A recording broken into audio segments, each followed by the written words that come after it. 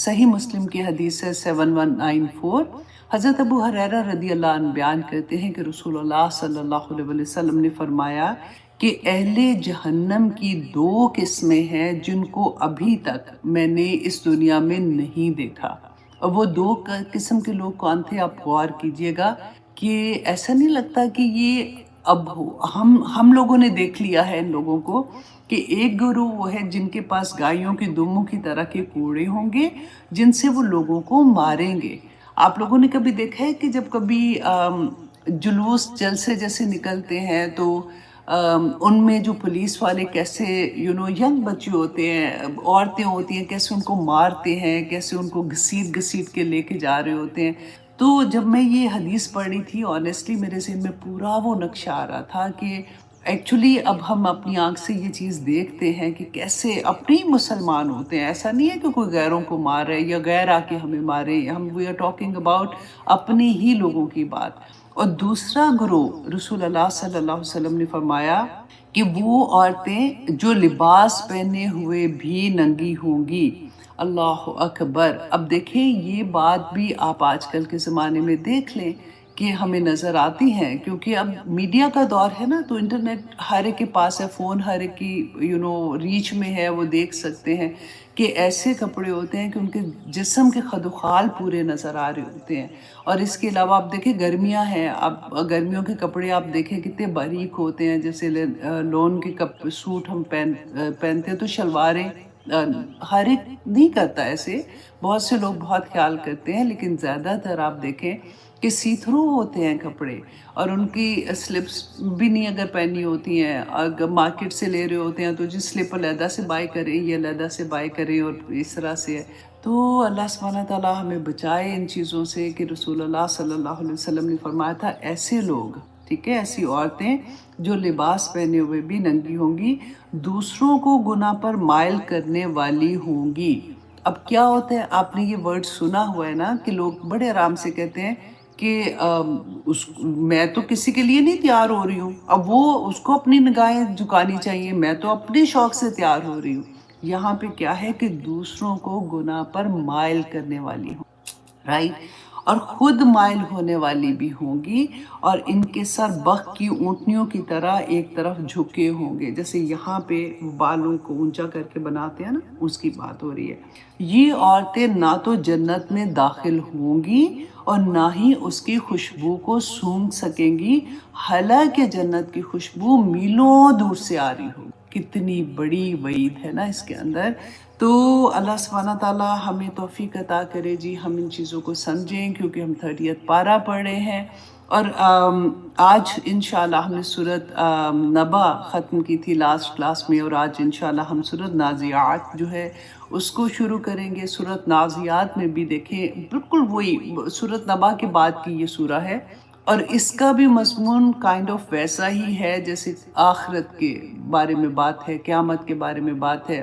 اب یہاں پہ ہمیں یہ سمجھنا ہوگا سب سے پہلی بات کہ ہمیں اللہ سبحانہ تعالیٰ نے جب کائنات بنائی ہے، پوری کی پوری کائنات، ہم کون ہیں؟ ہم اللہ کے بندے ہیں نا، اور بندے کون ہیں؟ اللہ کی مخلوق ہے۔ تو کیا صرف ہم ہی اللہ کی مخلوق ہیں؟ نہیں، ایسا تو نہیں ہے نا۔ پوری کائنات، سورج، چاند، ستارے، ہوائیں، چرند پرند، مکھی، مچھر، ایچ اینڈ ایوری، مطلب ہر چیز اس کائنات کی اللہ سبحانہ تعالیٰ کی مخلوق ہے۔ اللہ سبحانہ تعالیٰ نے اس کو کریٹ کیا ہوا ہے۔ اور آپ یہ دیکھیے کہ آج ہم پڑھیں گے بڑے پہاڑ، آپ دیکھیں کتنے بڑے بڑے اللہ سبحانہ تعالیٰ فرماتے ہیں دنیا میں ہیں، کتنی زمین دیکھیں کہاں تک پھیلی ہوئی ہے، آسمان دیکھیں کیسے کتنا بڑا ہے۔ ہر مخلوق اللہ کے حکم کی تابع ہے۔ جو اللہ سبحانہ تعالیٰ نے جس مقصد سے اس کو پیدا کیا ہے، وہ اپنا وہ مقصد بغیر کسی چون چرا کے پورا کر رہی ہے، سوائے انسان اور جنات۔ دو لوگ ہیں جن کو، دو طرح کی مخلوق ہے جن کو اللہ سبحانہ تعالیٰ نے آزادی دی ہے۔ اب آزادی کس چیز کی ہے؟ کہ اگر ہم اپنی مرضی سے اپنے راستے چن سکتے ہیں، اپنی مرضی سے اپنی زندگیوں کے فیصلے کر سکتے ہیں۔ لیکن یہ کیسی آزادی ہے کہ اگر ایسا نہیں کہ اپنی مرضی سے کر لو، ٹھیک ہے پھر کوئی بات نہیں، اچھا ہوگا ٹھیک ہے، نہیں اچھا ہوگا ٹھیک ہے، نہیں۔ اگر آپ غلط فیصلہ کرتے ہو، وہ فیصلہ جو آپ کے رب کے حکم کے اگینسٹ ہے۔ اللہ سبحانہ تعالیٰ نے اس قرآن پاک میں بتا دیا، بینہ بتا دیا کیا ٹھیک ہے کیا غلط ہے، کیا نیکی ہے کیا بدی ہے، کیا کرنا ہے کیا نہیں کرنا۔ اگر آپ اللہ کے احکامات کے اگینسٹ اپنی مرضی سے فیصلہ کرتے ہیں تو پھر اس کی سزا کیا ہوگی، وہ آج کی صورت میں ہم دوبارہ پڑھیں گے۔ اور اگر آپ کی زندگی کا ہر فیصلہ اللہ سبحانہ تعالیٰ کے احکامات کے مطابق ہے تو پھر آپ کو کیا انعامات ملیں گے، وہ بھی آج انشاءاللہ ہم پڑھیں گے۔ تو ہم آزاد تو نہیں ہیں، آزادی بیسیکلی ہمارے لیے ایک وہ کہتے ہیں نا آزمائش ہے، ایک جیسے کہتے ہیں دنیا امتحان ہے۔ امتحان یہی ہے کہ جو راستہ پک کریں گے اس کا جواب دینا ہوگا، سمپل از دیٹ۔ تو اب ہمیں یہ دیکھنا ہے کہ اللہ سبحانہ تعالیٰ نے اس دنیا میں مجھے اور آپ کو کیوں بھیجا ہے۔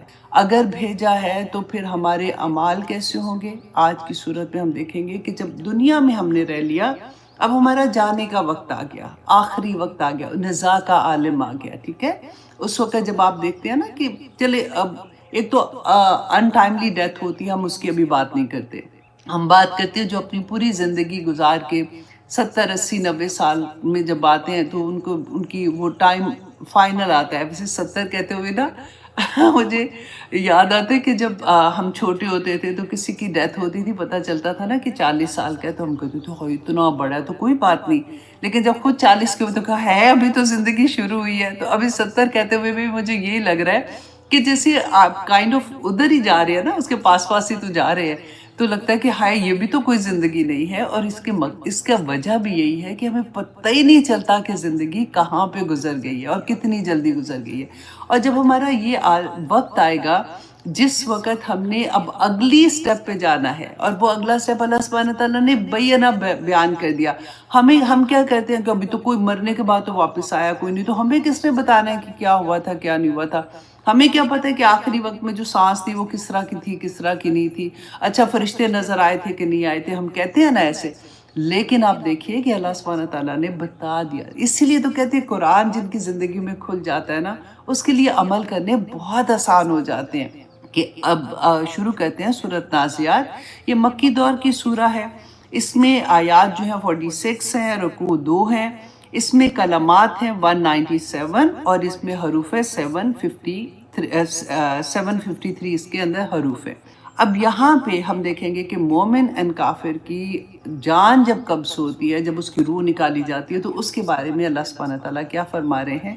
شروع میں آپ دیکھیے اللہ سبحانہ تعالیٰ 5 قسمیں کھا رہے ہیں، 5 قسموں کے بعد اللہ سبحانہ تعالیٰ نیکسٹ جو بات کریں گے تو انشاءاللہ وہ وہاں پہ پڑھتے ہیں کہ اللہ سبحانہ تعالیٰ فرماتے ہیں وَالنَّازِعَاتِ غَرْقًا، وَالنَّازِعَاتِ کی قسم ہے ان فرشتوں کی جو کھینچنے والے، نازیات کہتے ہیں کھینچنا، ڈوب کے کھینچنا کسی کو نا، غرقہ ڈوب کے کھینچتے ہیں، وَالنَّاشِطَاتِ نَشْطًا اور جو آسانی کے ساتھ جان نکال لیتے ہیں۔ یہ 2 طرح کے فرشتوں کی، اب اس کی تفسیر میں نا ڈیفرنٹ بھی ہیں، لیکن زیادہ تر علماء نے اس کی تفسیر اسی طرح سے کی ہے کیونکہ نازعات جو ہے یہ مؤنث کا صیغہ ہے اور فرشتے بھی مؤنث ہوتے ہیں نا، تو اللہ سبحانہ تعالیٰ نے فرشتوں کی قسم کھائی کہ جب وہ ڈوب کر مومن کی جان جب نکالتے ہیں اور جب کافر کی، تو کیا فرق ہوتا ہے۔ آج ہم اس ایک ٹاپک کو تو اپنے دل کے اندر بٹھانے کی کوشش کیجیے گا، کیونکہ اسی سے ہمارے عمل بدلیں گے کہ جب منافق، کافر، فاسق، اللہ کے نافرمان بندے، ان کی جان نکالنے کے لیے کیا ہوتا ہے۔ رسول اللہ صلی اللہ علیہ وسلم نے فرمایا تھا کہ جب ان کا یہ وقت آتا ہے نا تو فرشتے ایسے ان کی جان نکالتے ہیں جیسے ایک شاخ ہوتی ہے جو کانٹے دار شاخ ہوتی ہے نا، اس کو اگر گیلی روئی کے بہت زیادہ روئی پڑی ہوئی ہے اس کے اندر وہ چلی گئی ہے اور آپ نے وہ شاخ نکالنی ہے تو آپ کیسے نکالو۔ اس طرح سے اس نافرمان بندے کی، منافق، فاسق، کافر کی جان جو ہے وہ جسم میں سے نکلتی ہے، فرشتے ایسے اس کی جان نکالتے۔ اللہ اکبر۔ اور اس کے ساتھ رسول اللہ صلی اللہ علیہ وسلم نے بتایا کہ جیسے کافر جو ہوتا ہے نا اس کی جان، وجہ کیا ہوتی ہے، کیونکہ دیکھیں جیسے آٹا گوندتے ہیں نا تو آٹا اینڈ پانی مکس کر کے گوندا جاتا ہے. اور اگر کوئی کہے کہ اچھا اب اس کو پانی کو علیحدہ کر دو، آٹے کو علیحدہ کر دو، تو کیسے علیحدہ ہوگا؟ اس طرح سے جان کھینچی جاتی ہے، جان ڈوب کر نکالی جاتی ہے. اور یہ کون نکالتے ہیں؟ یہ فرشتے جو ہوتے ہیں، ان کو یہ حکم ہوتا ہے ان کے رب کی طرف سے. اور اسی طرح سے آپ دیکھیے مومن کی جان بھی نکلتی ہے. لیکن مومن کی جان کیسے نکلتی ہے؟ جیسے مشکیزے میں سے پانی ڈراپ ہوتا ہے نا، کوئی تکلیف ہی نہیں ہوتی، آرام سے نکل جاتی ہے. کیوں؟ اب جان جو ہے وہ ایک جسم کے اندر وہ چھپ رہی ہے، وہ نکلنا نہیں چاہ رہی ہے، وہ ہر جگہ، جیسے کہتے ہیں پنجرا ہوتا ہے نا، اس کے اندر کوئی برڈ ہے اور باہر خون خوار بلیاں بیٹھی ہوئی ہیں، تو برڈ کیسے دبک کے بیٹھا ہوگا نا. اگر کوئی اس کو نکالنے کی کوشش کرے گا وہ نہیں نکلے گا، وہ پورے زور سے پنجرے کے اندر رہے گا. اور اسی طرح سے کافر کی جان ہر کہتے ہیں ہر وہ بال جو ہوتا ہے نا، یہ جو رواں ہوتا ہے اس کے اندر، جسم کے ہر حصے کے اندر وہ اس طرح سے گندی ہوتی ہے اور وہ نکلنا نہیں چاہتی. کیوں نکلنا نہیں چاہتی؟ کیونکہ جب وہ وقت آتا ہے نا آخری، تو سارے وہ پردے جو غائب کے پردے ہوتے ہیں وہ ہٹ جاتے ہیں. انسان، کوئی بھی انسان، مسلمان ہے، کافر ہے، فاسق ہے، کوئی بھی، پوری اس کے پاس کھل جاتی ہے، وہ دیکھ سکتا ہے.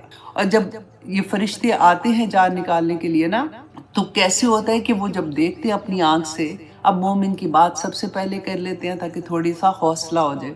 اب مومن ہے، ایک اس کی جان نکالنے کے لیے جب آتے ہیں نا، تو رسول اللہ صلی اللہ علیہ وسلم نے فرمایا کہ وہ سفید چمکدار چہرے والے فرشتے آتے ہیں. اب وہ مومن دیکھ رہا ہے ان کو، اور آتے ہیں اور ان کو جنت سے وہ کفن لے کے آتے ہیں اور جنت کی خوشبو لے کے آتے ہیں. اور آ کے نا قطار در قطار، جو مومن جیسے وہ دیکھ رہا ہوتا ہے نا، تو اس کو نظر آتا ہے کہ دور تک فرشتے بیٹھے ہوتے ہیں. اب بات نہیں کر سکتا وہ، صرف آنکھ اس کی کھلی ہوئی ہے، وہ دیکھ رہا ہے. اور آ کے نا سکون سے وہ قطار در قطار بیٹھ جاتے ہیں. اتنی دیر میں ملک الموت جو ہوتے ہیں نا وہ آتے ہیں اور آ کے اس کے سرحانے بیٹھ جاتے ہیں.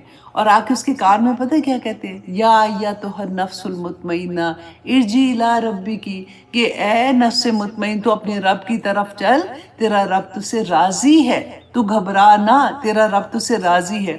جب وہ یہ سارا کچھ دیکھتی ہے نا روح، تو وہ خوشی سے نکلتی ہے، وہ کوئی ڈرتی نہیں ہے، وہ آرام سے نکل جاتی ہے جیسے مشکیزے سے پانی نکلتا ہے. اور پھر کیا ہوتا ہے؟ جیسے وہ نکلتی ہے تو فرشتے جو بیٹھے ہوتے ہیں نا، قطار در قطار بیٹھے ہوتے ہیں، وہ فوراً اس کی روح کو لیتے ہیں اور جو جنت سے کفن و خوشبو لاتے ہیں نا، اس کے اندر اس کو لپیٹ دیتے ہیں. الحمدللہ. کون مومن نہیں بننا چاہے گا؟ دیکھیے اللہ سبحانہ تعالیٰ نے بتا بھی دیا کہ مومن کیسا بندہ ہوتا ہے، اس کو کیا کرنا چاہیے، وہ کیسے اللہ کا ولی بن جاتا ہے. انت ولی فی الدنیا والآخرہ. اللہ سبحانہ تعالیٰ توفنی مسلمن والحقنی بالصالحین دعا مانگتے ہیں نا ہم. تو جب وہ لپیٹتے ہیں نا، تو فرشتوں کی قافلے کے آگے سے جیسے گزرتے ہیں تو فرشتے پوچھتے ہیں کہ یہ کون ہے، اتنی خوبصورت خوشبو آ رہی ہے، یہ کون روح ہے؟ تو دنیا میں اس کو جس نام سے پکارا جاتا تھا نا، جیسے اس کو بعض لوگ کہتے ہیں کہ بڑی نیک ہے، یا اس طرح سے کوئی نام سے اس کو یوزلی لوگ پہچانتے ہیں، تو وہ اس نام سے اس کو پکارا جائے گا. اور اس کو لے کے فرشتے آسمان تک جاتے ہیں، آسمان کے دروازے کھل جاتے ہیں. فرشتے پوچھتے ہیں، ہر آسمان کے دروازے پہ پوچھتے ہیں کہ کون ہے یہ، تو وہ بتاتے ہیں. جب تو آسمان کے دروازے، اس کا احترام اتنا ہوتا ہے کہ خوشی کے ساتھ فرشتے کھولتے ہیں. اسی طرح سے 8ویں آسمان پہ ہماری روح جاتی ہے. اب یہاں پہ تو ہم فوت ہو گئے، ٹھیک ہے، آنکھیں بند ہو گئی، پتہ سارے گھر والے رو پٹ رہے ہیں، ابھی تک ہم قبر میں نہیں گئے ہیں. یہ سارا معاملہ قبر میں جانے سے پہلے کا ہے. الحمدللہ. اب دیکھیں جو ہمارے لو ونس جب فوت ہوتے ہیں نا، جب ہمیں یہ پتہ چلتا ہے، اور ہمیں پتہ چلتا ہے، مطلب پتہ ہوتا ہے کہ وہ بہت نیک تھے، اللہ سبحانہ تعالیٰ کی عبادت گزار تھے، دنیا میں لوگوں کے ساتھ ان کا معاملہ بہت اچھا تھا، کسی کا دل نہیں دکھاتے تھے، کوئی غلط ایسی چیز نہیں کہتے تھے، تو تسلی ہوتی ہے کہ پھر اللہ سبحانہ تعالیٰ 8ویں آسمان پہ جب 7ویں آسمان پہ جب جاتے ہیں، روح لے کے جاتے ہیں، تو وہاں پہ اللہ سبحانہ تعالیٰ حکم دیتے ہیں فرشتوں کو کہ اس کی روح کو علیین میں، علیین کون سا دفتر ہے جہاں پہ نیک ہمارے نامہ اعمال ہوتے ہیں نا، وہ وہاں پہ ہوتے ہیں. اچھا، ایک اور حدیث میں پڑھی تھی کہ رسول اللہ نے فرمایا کہ وہاں پہ وہ اپنے جو لو ونس ہوتے ہیں نا، جو فوت ہو گئے ہوتے ہیں، وہ ان کو وہاں پہ ملاقات بھی کرتی ہے، وہ اسے پوچھتے ہیں کہ فلاں کا کیا حال، فلاں کا کیا حال. یہ سارا معاملہ وہاں پہ ہوتا ہے. اور اگر فار ایگزامپل وہاں پہ نہیں نظر آتے، وہ کہتے فوت ہو گیا، تو وہ پھر ایک دم سے افسردہ ہو جاتے ہیں، کہتے اوہو یہ تو پھر سجین میں چلا گیا ہوگا، اس لیے تو وہ نظر نہیں آ رہا. تو وہ جو اس کے بہت قریبی ہوتے ہیں، فار ایگزامپل اگر اس کی ماں ادھر ہے تو وہ کہے گی کہ ٹھہرو، ابھی تو بہت تھکا ہوا آیا ہے، اس کی روح کو تھوڑا سکون کرنے دو، تھوڑا چین کرنے دو. اب یہ سارا معاملہ ہوتا ہے نا، اللہ سبحانہ تعالیٰ وہاں پہ کہہ دیتے ہیں کہ علیین میں چلا جائے. اس کے بعد جب وہ علیین سے جاتا ہے، وہ روح جاتی ہے، تو اس کے بعد اس کو یہ کہا جاتا ہے کہ اب اللہ سبحانہ تعالیٰ کا حکم ہوتا ہے کہ اس کو واپس دنیا میں واپس بھیجو، اس کی قبر میں، اور اس کو اسی مٹی سے قیامت کے دن میں دوبارہ اٹھاؤں گا. تو اس کی روح جو ہوتی ہے نا، اس کو قبر میں واپس، جس وقت ہم قبر میں دفنا رہے ہوتے ہیں نا، تو اس کی روح واپس آ جاتی. اسی لیے وہ ہم پڑھتے ہیں کہ وہ ڈرتا ہے، وہ قدموں کی آواز سنتا ہے، حالانکہ منو مٹی کے نیچے ہوتا ہے نا، تو وہ قدموں کی آواز سنتا ہے. اور فوراً ہی جیسے وہ قبر کے اندر ہوتا ہے نا، تو فرشتے آ جاتے ہیں، فرشتے اس سے سوال کرتے ہیں، 3 سوال کرتے ہیں ہر بندے سے، ہر انسان سے. یہ سوال ہوں گے من ربو کا، من نبیو کا، اور ما دینو کا. یہ 3 سوال ہوں گے، اور جنہوں نے دنیا میں اس کے مطابق عمل کیا ہوگا وہ تو فوراً جواب دے دیں گے، اور جنہوں نے نہیں عمل کیا ہوگا وہ زپ ہو جائے گا، وہ نہیں بات کر سکے گا. تو جب یہ وہ سوالوں کے جواب دیں گے، اس کے بعد کہتے ہیں کہ اللہ سبحانہ ایک فرشتہ آسمان سے ندا لگائے گا، آواز دے گا کہ یہ پاک روح تھی، اس کے لیے جنت سے کا بستر بچھا دو اور جنت کی کھڑکی کھول دو. الحمدللہ. اور وہ روح کو کہتے ہیں پھر اس کے بعد جو اس کی قبر ہوتی ہے نا، وہ حد نگاہ تک پھیل جاتی ہے، مطلب اتنی بڑی اور اتنی خوبصورت ہو جاتی ہے. اور جیسے یہ معاملہ ہوتا ہے تو ایک خوبصورت ایک شکل میں ایک انسان اس کے سامنے آتا ہے. وہ پوچھتا ہے کہ تم کون ہو؟ تو کہتا ہے کہ میں تمہارا وہ نیک اعمال ہوں جو تم دنیا میں کرتے تھے. اور اس کو اور تسلیاں دے کے اس کو آرام سے سلا دیتے. اور ایک حدیث میں آتا ہے رسول اللہ نے فرمایا کہ فرشتے اس کو کہتے ہیں کہ آج تم پہلی دن کی دلہن کی طرح سو جاؤ، اب قیامت کے دن انشاءاللہ تمہیں حساب والے دن دوبارہ اٹھایا جائے گا. تو مومن کا معاملہ بہت پیارا ہے. یہ دنیا تو کچھ بھی نہیں ہے. آپ دیکھیں 70-80 سال اگر مل بھی گئے تو کیا، مطلب اتنی چھوٹے سے سالوں کے لیے ہم کتنے بڑے سودوں کو چھوڑ دیتے ہیں. اچھا، اب دوسری طرف آتی ہے وہ روح جس کو فرشتے ڈوب کے نکالتے ہیں نا، کھینچ کے نکالتے ہیں. اس کے بارے میں رسول اللہ صلی اللہ علیہ وسلم نے فرمایا تھا، اللہ اکبر، کہ کافر کی روح کو کھینچنے کی کیفیت جو ہے نا، وہ سختی کے ساتھ، جیسے کوئی کانٹے دار، میں نے آپ کو بتایا تھا نا، شاخ کسی روئی میں پھنس جاتی ہے تو کیسے نکالتے ہیں. اس کے علاوہ بتایا کہ میں اس کا آپ کو وہ حال بتاتی ہوں جو حدیث میں نے پڑھا تھا کہ اچھا، اب کافر کی جو روح ہوتی ہے تو کہتے ہیں کہ سیاہ چہرے والے فرشتے آسمان سے ایسے ہی نازل ہوتے ہیں جیسے پہلے سفید چہرے والے، چمکدار چہرے والے نازل ہوئے تھے، اور اتنے خوفناک ہوتے ہیں، اور وہ آ کے قطار در قطار وہ بھی بیٹھ جاتے ہیں. اب اسی لیے تو وہ روح ڈرتی ہے، بھاگتی ہے ہر جگہ پہ کہ مجھے کسی طرح سے باہر نہ نکالا جائے، کیونکہ وہ دیکھ سکتی ہے. اور جیسے وہ بیٹھتے ہیں تو ملک الموت اس کے سرہانے آ کے بیٹھتا ہے اور آ کے کہتا ہے اس کے کان میں، تو خبیث تھی، تو خبیث روح تھی، تو نے اللہ کی نافرمانی کی، تو نکل اس میں سے. اور پھر وہ فرشتے جو ہوتے ہیں وہ اس کو کھینچ کے نکالتے ہیں، جیسے ہم نے پڑھا تھا کہ جیسے وہ کانٹے دار جو شاخ ہوتی ہے جیسے اس کو نکالتے ہیں. اور اسی طرح سے جب نکالتے ہیں تو وہ دوزخ سے ٹاٹ لے کے آتے ہیں، جیسے بدبودار ٹاٹ ہوتا ہے، اور اس میں اس کو لپیٹ کے آسمان تک لے کے جاتے ہیں نا. آسمان کا دروازہ نہیں کھلتا. اللہ سبحانہ تعالیٰ نے فرمایا تھا وہاں پہ، جو آسمان میں آپ کے سامنے وہ آیا بھی پڑھ دوں، سورۃ الاعراف کی آیت تھی جس میں اللہ سبحانہ تعالیٰ نے فرمایا کہ ان کافروں کے لیے آسمان کے دروازے نہیں کھولے جائیں گے.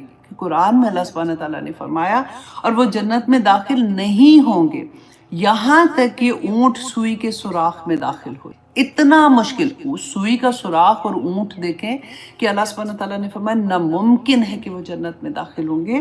اور پھر اللہ سبحانہ تعالیٰ فرمائیں گے کہ اسے نچلی، کیونکہ آسمان کے دروازے نہیں کھولے جائیں گے نا، تو وہاں سے اس کو پھینکا جائے گا. تو اللہ سبحانہ تعالیٰ فرمائیں گے کہ اسے سب سے نچلی زمین یعنی سجین میں داخل کر دو.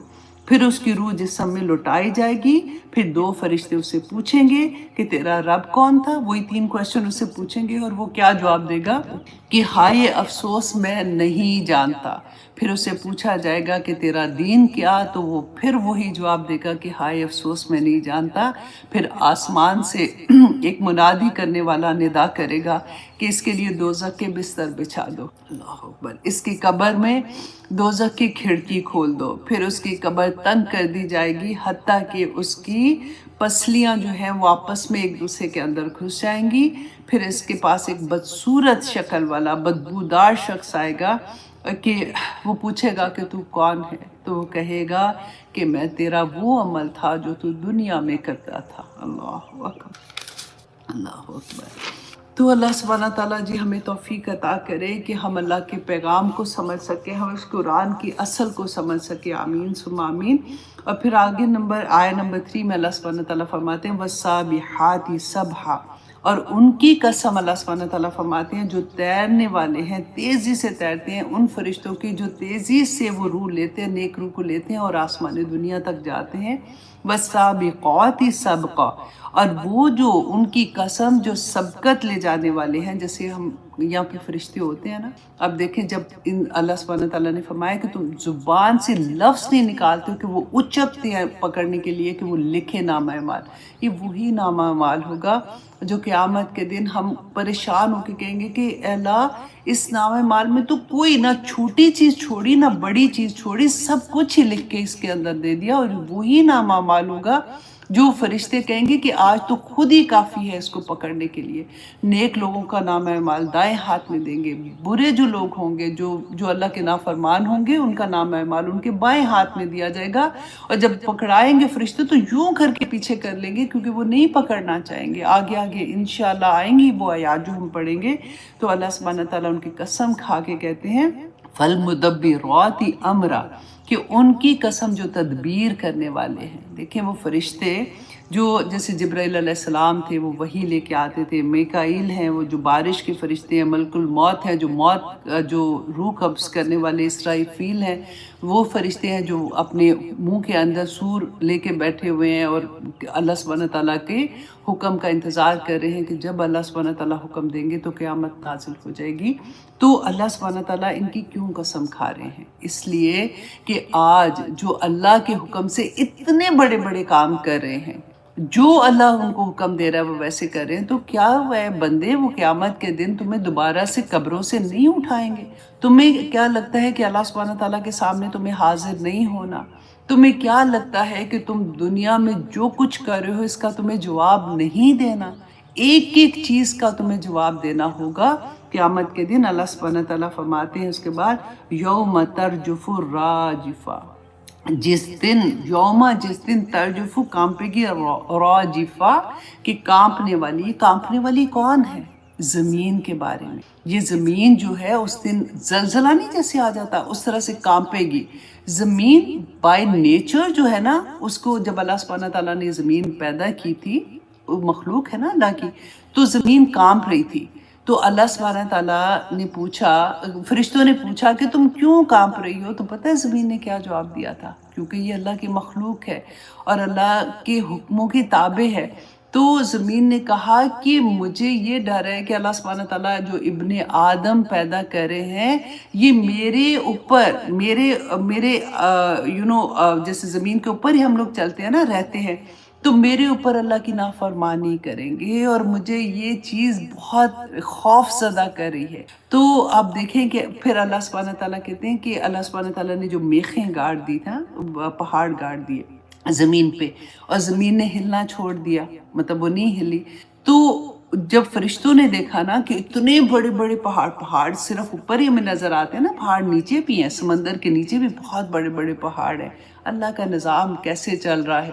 دیکھیے یہاں پہ تھوڑا سا رک کے آپ یہ دیکھیں کہ یہ سارے کا سارا نظام، پوری اتنی ہیوج زمین اللہ سبحانہ تعالیٰ نے بچھا دی، آسمان اوپر کر دیا، بارش ہوگی، ہوائیں چل رہی ہیں، ستارے سیارے گردش کر رہے ہیں. اور زمین تو پوری کائنات کے مقابلے میں زمین، پتہ ہے رسول اللہ نے کیا فرمایا تھا کہ جیسے آپ ریت کا ذرہ نہیں ہوتا، آپ جاتے ہیں ساحل پہ تو وہ ریت پڑی ہوتی، اس کے ایک ذرے جتنی ہے، اور اس کے اندر آپ اپنی حقیقت دیکھیں کہ ہم کدھر ہیں.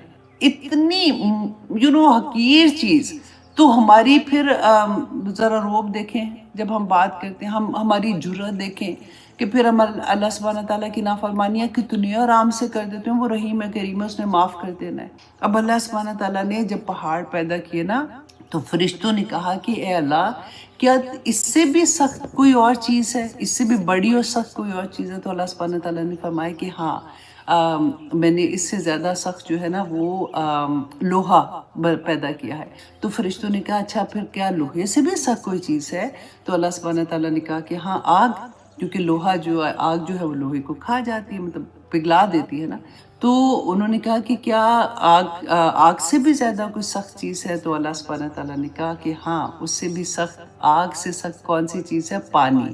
تو انہوں نے کہا کہ کیونکہ پانی جو ہے وہ بجھا دیتا ہے نا، تو انہوں نے کہا کہ اچھا پانی سے بھی سخت کوئی چیز ہے؟ تو اللہ سبحانہ تعالیٰ سے انہوں نے پوچھا. اب دیکھیں فرشتے پوچھتے جا رہے ہیں کہ اس سے زیادہ سخت کیا؟ تو پانی سے زیادہ سخت کیا چیز ہوتی ہے؟ ہوائیں تھی. اسی طرح سے اللہ سبحانہ تعالیٰ جب بتا رہے تھے نا کہ اتنی بڑی بڑی چیزوں کے بارے میں کہ وہ اس طرح سے ہے، وہ ایسے ہے، تو فرشتوں نے جب پوچھا کہ اچھا اس سے بھی زیادہ کوئی سخت چیز ہے؟ تو اللہ سبحانہ تعالیٰ نے فرمایا کہ ہاں، ایک بندہ مومن کے وہ اعمال کے وہ دائیں ہاتھ سے دے اور بائیں کو خبر نہ ہو. اتنا بڑا درجہ، اتنا بڑا لیول ہے اس بندے کا کہ جب وہ بندہ اللہ کے راستے میں جب وہ صدقہ کرتا ہے اور اس کے دائیں ہاتھ سے کو خبر نہیں ہوتی کہ اس کے بائیں ہاتھ نے کیا کیا، تو یہ اس مقام تک پہنچانے والی چیز. اللہ سبحانہ تعالیٰ، میں بار بار آنیسٹلی ہر آیا پہ یہ ہوتا ہے کہ یا پاک پروردگار، تو نے پورا نظام ایک انسان کے لیے کریٹ کر دیا. پھر اگر ہمیں یہ ہو کہ اللہ سبحانہ تعالیٰ ہمارے پاس یہ نہیں ہے، ہمارے پاس وہ نہیں ہے، یا ہمارا دل اس طرح سے ہو جاتا ہے، تو آپ دیکھیں کہ ایک بندے کے لیے اللہ سبحانہ تعالیٰ نے جب انسان کریٹ کیا تھا اور دنیا میں بھیجا تھا، آدم علیہ السلام نے، یاد ہے ہم نے جو پڑھا تھا کہ پھل کھا لیا، پھر اللہ نے کہا کہ اچھا دنیا میں اتر جاؤ، اب تمہارے پاس ہدایت میری طرف سے آئے گی، جو اس پہ عمل کرے گا وہ جنت کا حقدار بن جائے گا، جو نہیں کرے گا وہ نافرمان ہوگا.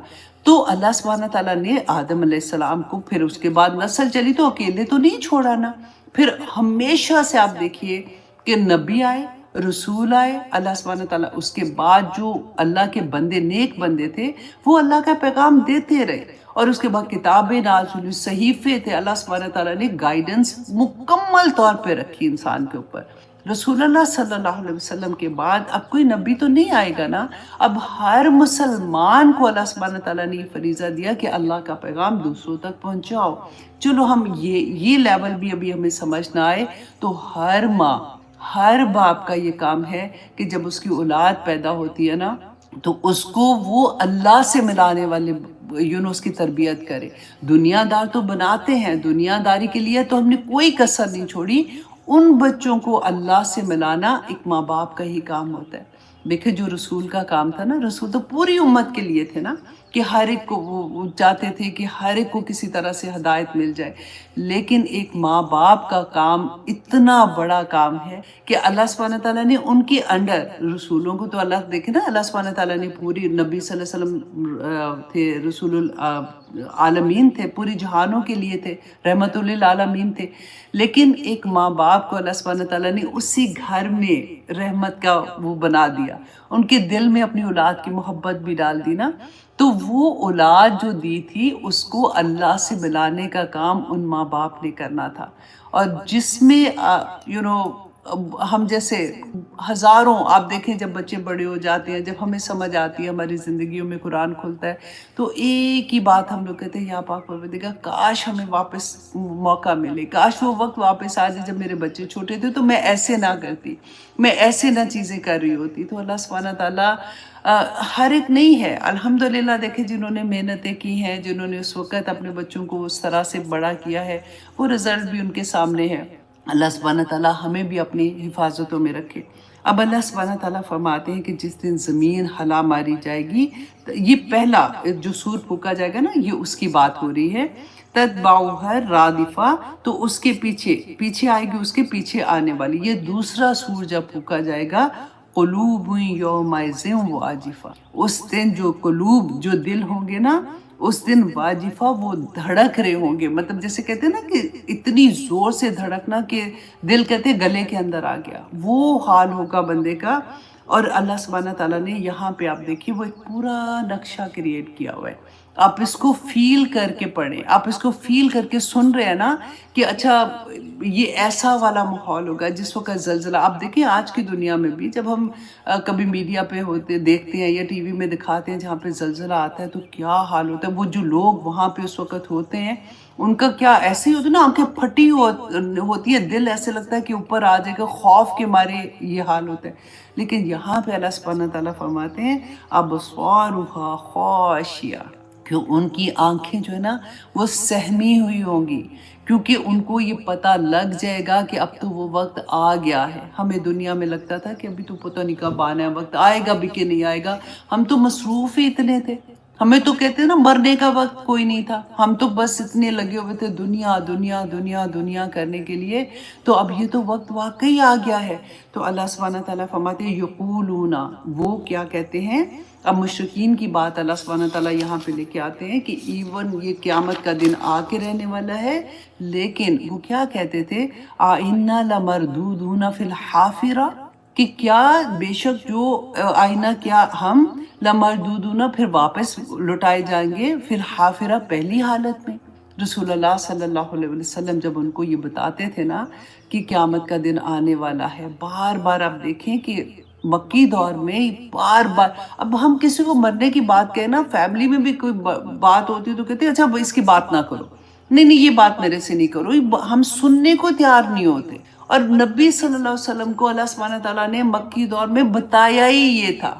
सवाए इसके देखिए अल्लाह सुब्हानहू तआला तौहीद पे बात, रसालत पे बात और आखिरत पे बात, तीन बातें सिर्फ उस वक्त तक अहकामात अभी वो वाले नहीं आए थे जो मदीना में जाके फिर नाजिल हुए थे ना, जो एक्चुअली वहाँ पे तो आज़ाद रियासत बन रही थी, तीन चीज़ें बार बार बताई जा रही थी। तो अब वो मजाक उड़ाते थे कि अच्छा क्या फिर मरने के बाद हम दोबारा से जिंदा होंगे, अइज़ा कुन्ना इज़ामन नखिरा, क्या जब हम हड्डियां हो जाएंगे कब्रों में जाके हमारी तो हड्डियां गल सड़ जाएंगी तो क्या दोबारा से हम उठेंगे। देखो ये कैसी कैसी बातें करते हैं।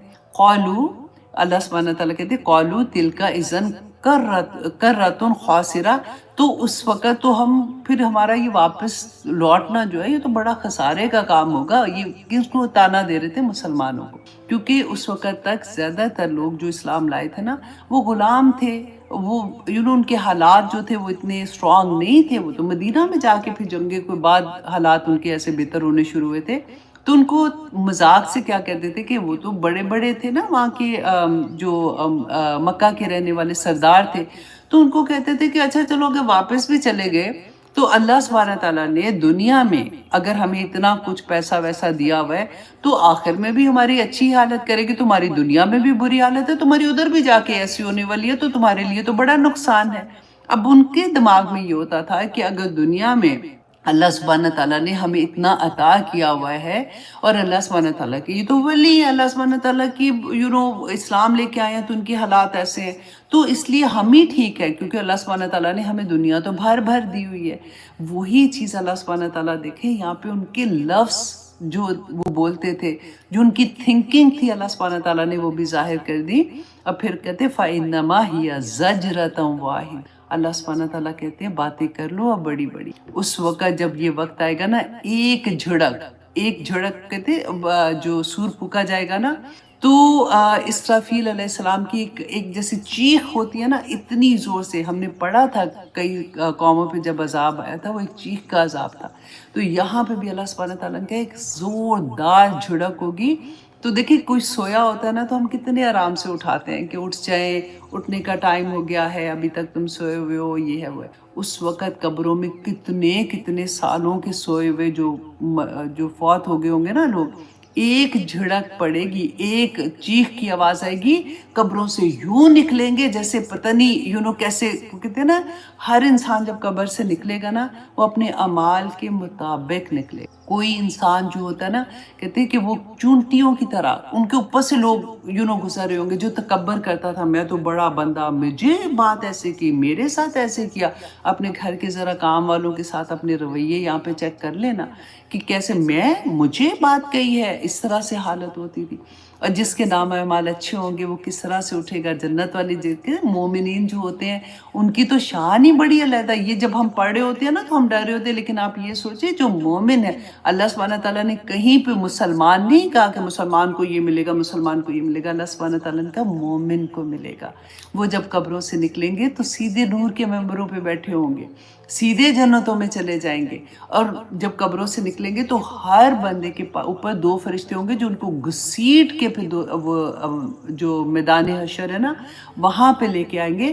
فَإِذَا هُمْ بِالسَّاهِرَةِ، تو اچانک وہ میدان میں ہوں گے، ٹھیک ہے، ایک جھڑک ہوگی، ایک چیخ ہوگی، سور پھونکا جائے گا، سب قبروں سے ایسے نکلیں گے جیسے انہوں نے جو جو عمل کیے تھے اس کے مطابق۔ کوئی الٹے ہم نے پڑھا تھا نا لاسٹ ٹائم کے ساتھ نیچے کی طرف ہوں گے اور اس طرح سے وہ چل رہے ہوں گے، کوئی پسینے میں بھرا ہوا ہوگا، اس طرح سے چل رہا ہوگا، تو اس طرح سے فرشتے جو ہیں ان کو میدان حشر فَإِذَا هُمْ بِالسَّاهِرَةِ، تو ان کو میدان حشر میں لے آیا جائے گا۔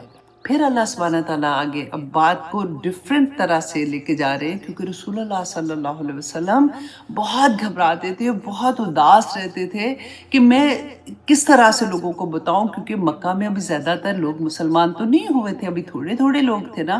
اب وہ تو ان کو تو پتہ ہے کہ میں تو صحیح بات بتا رہا ہوں، ان کو کیوں نہیں سمجھ آ رہی۔ اور واللہ جو داعی دین ہوتا ہے نا وہ اس بات کو بڑے اچھے سے سمجھ سکتا ہے، یا ایک ماں جس کی زندگی میں قرآن کھلتا ہے، پھر وہ جب بچوں کو سکھانے کے لیے بیٹھتی ہے اور بچے بڑے ہو جاتے ہیں اور اس کی وہ تڑپ جو ہوتی ہے، پھر وہ اس کا تہجدوں میں رونا ہوتا ہے، وہ اس کو سمجھ آتی ہے کہ میں ان کو کس طرح سے یہ بات سمجھاؤں، کیونکہ اس کو نظر آ رہا ہوتا ہے کہ ان کے لیے کیا آگے اللہ سبحانہ تعالیٰ نے رکھا ہوا ہے، اور وہ نہیں دیکھ سکتی، وہ نہیں چاہتی کہ میرے بچوں کے ساتھ ایسے ہو یا میرے لو ونس کے ساتھ ایسے ہو۔ آپ سوچیں تو رسول اللہ صلی اللہ علیہ وسلم کا تڑپ کیا تھی، کیوں وہ راتوں کو جاگتے تھے، کیوں وہ روتے تھے، کیونکہ انہوں نے دیکھا، انہوں نے تو اپنی آنکھ سے جنت و دوزخ بھی دیکھ لی تھی نا، تو وہ نہیں چاہتے تھے کہ لوگ جو ہیں جو ایون اللہ کو بھی نہیں مانے، مشرکین مکہ کی میں بات کر رہی ہوں، کہ ان کو وہ بھی تکلیف ہوتی تھی کہ یہ کسی طرح سے بات سن لے، کیونکہ وہیں رہتے تھے، ان کے قبیلے کے لوگ تھے، ان کے خاندان کے بھی بہت سے لوگ تھے اس میں، اور ان کے لو ونس بھی تھے، ان کے دوست احباب بھی تھے اس میں۔ تو اللہ سبحانہ تعالیٰ اب رسول اللہ صلی اللہ علیہ وسلم کو ایک اگزامپل دے رہے ہیں، حل اتاک حدیث موسیٰ، اے نبی کیا آپ کے پاس موسیٰ کی خبر آئی ہے، اذ ناداہ ربہ بالوادی المقدس طویٰ، کہ جب اس کو اس کے رب نے پکارا تھا وادی مقدس طویٰ میں پکارا تھا۔ آپ کو یاد ہے جب یہ کہانی ہم پہلے پڑھ چکے کہ مدین سے واپسی پہ جب حضرت موسیٰ علیہ السلام آ رہے تھے نا، یہ اس وقت کا واقعہ اللہ سبحانہ تعالیٰ بتا رہے ہیں کہ جب وہ وادی کے پاس سے گزرے تھے، جو کوہ طور کے پاس سے گزرے تھے نا، تو اللہ سبحانہ تعالیٰ نے وہاں پر موسیٰ علیہ السلام کو پکارا تھا، اذهب الى فرعون انه طغى، کہ جاؤ تم فرعون کے پاس کہ وہ طغی کر رہا ہے۔ طغی کیا ہوتی ہے کہ اللہ سبحانہ تعالیٰ کے احکامات سے نکل جانا، حد کو تجاوز کر دینا۔ حد کیا ہے؟ جو احکامات اللہ سبحانہ تعالیٰ نے دیے ہیں نا اس کے مطابق عمل نہ کرنا طغی ہوتا ہے۔